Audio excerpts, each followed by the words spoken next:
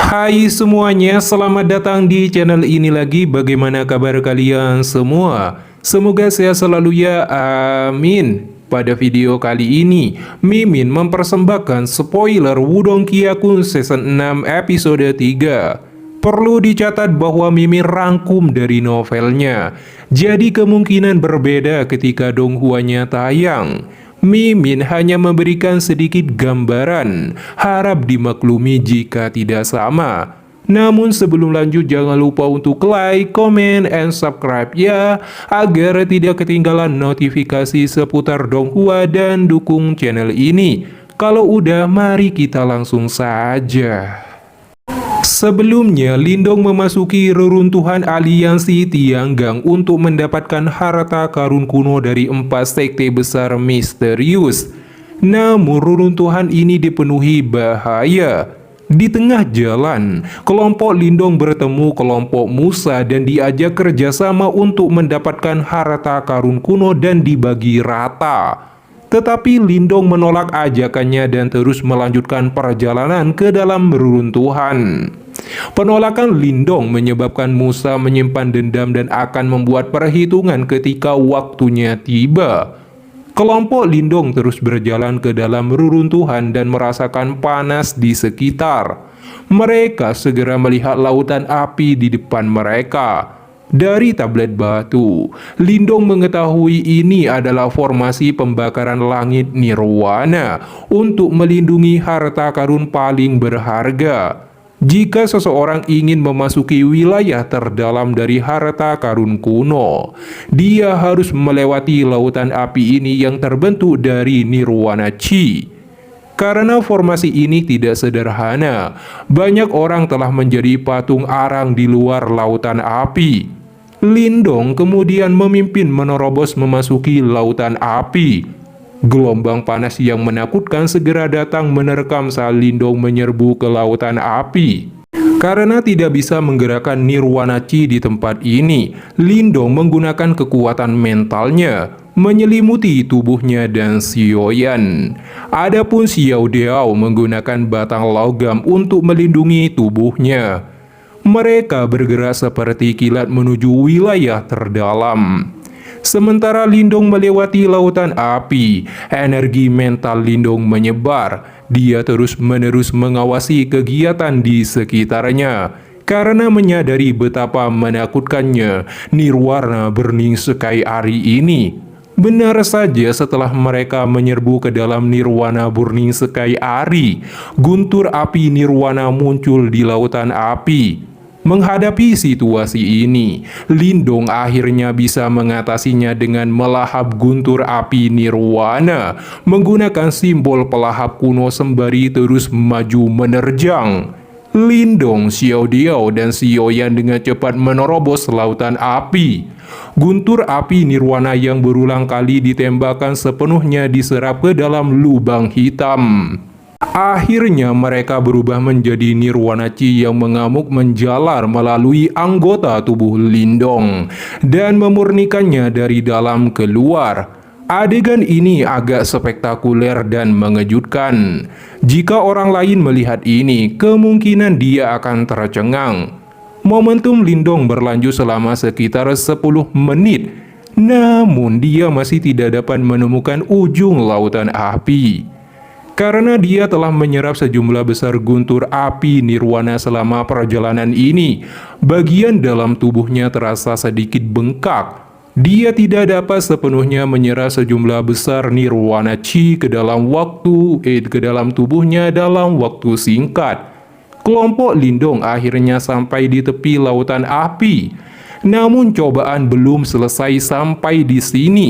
Lindong segera dikejutkan dengan nyala api berwarna hitam diam-diam ditaguhkan dalam api nirwana di depan mereka. Nyala api itu disebut api iblis nirwana. Lindong menyadari betapa menakutkannya api ini. Bahkan seorang praktisi di tingkat nirwana Yuan akan mati menjadi abu. Xiao Diao tidak berharap api ini akan terlahir dari nirwana Burning Sky Ari. Api iblis nirwana Yuan tidak dapat ditundukkan dengan simbol leluhur yang melahap. Namun Lindong memiliki lebih dari satu item legendaris, yaitu jimat batu misterius. Segera Xiaoyan mengeluarkan jimat batu misterius dan mulai mengaktifkannya. Api iblis nirwana merasakan perubahan ini langsung melesat seperti kilat menuju Xiao Diao untuk menyerang. Lindong segera menggunakan penghalang energi mental tangguh di depannya. Tetapi saat bertabrakan, penghalang mental dengan mudah dihancurkan.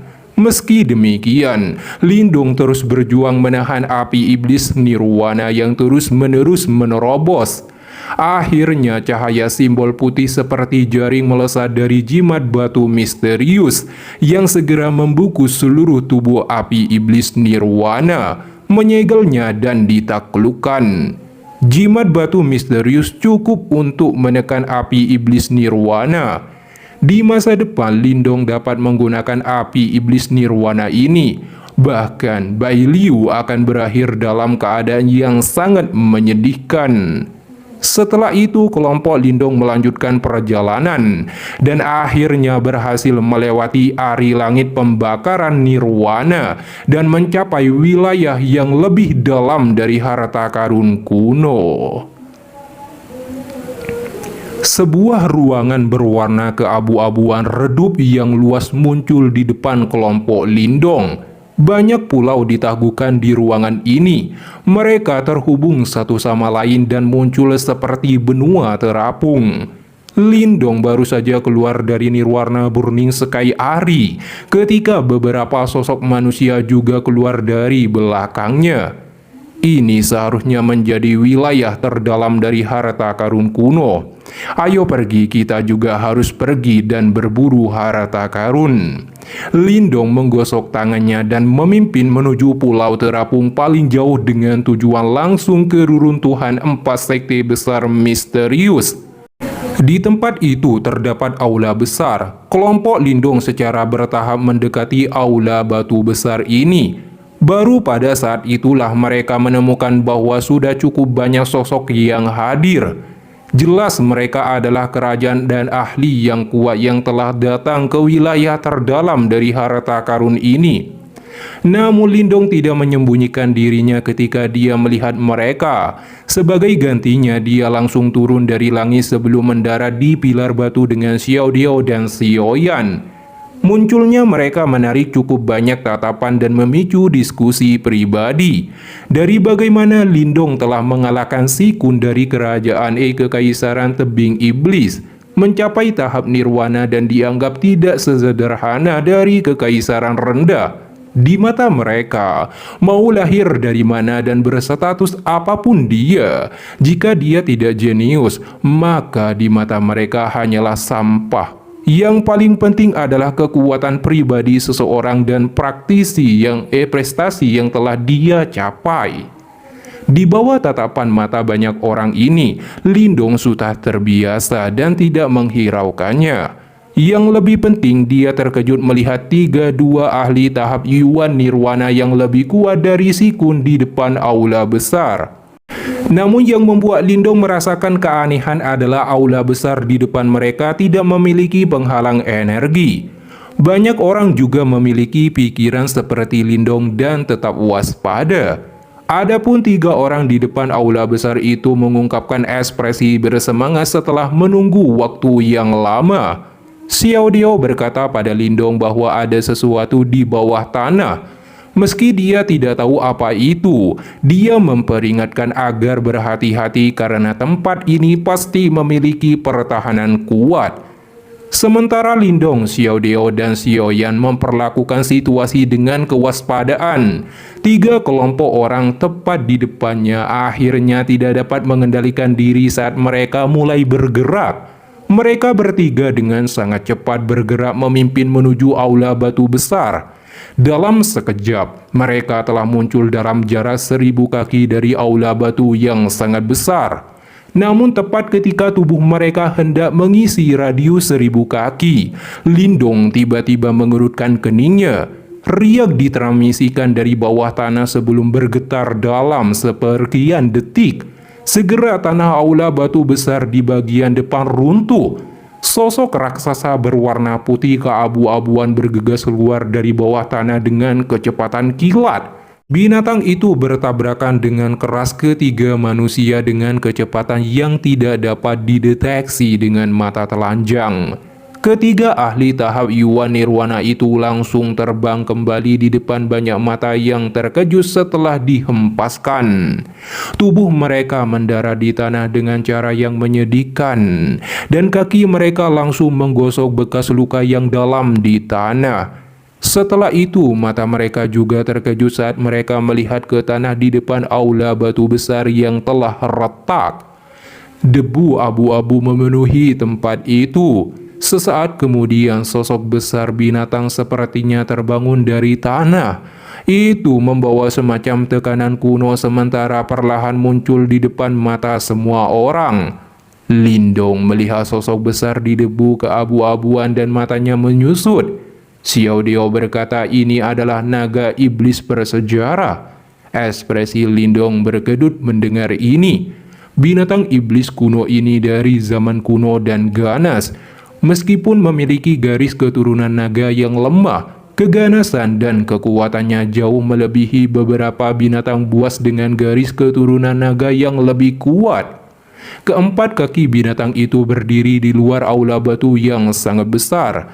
Itu tampak seperti binatang penjaga yang melindungi aula di belakangnya. Suasana ganas dan brutal seperti badai berulang kali menyebar sebelum menyerang semua orang yang tertegun. Mata Lindong menatap tajam pada naga iblis prasejarah ini. Dia tiba-tiba menemukan bahwa kedua matanya tampak kosong dari kehidupan. Sebaliknya, mereka kaku dan muncul seperti lubang kosong yang dalam.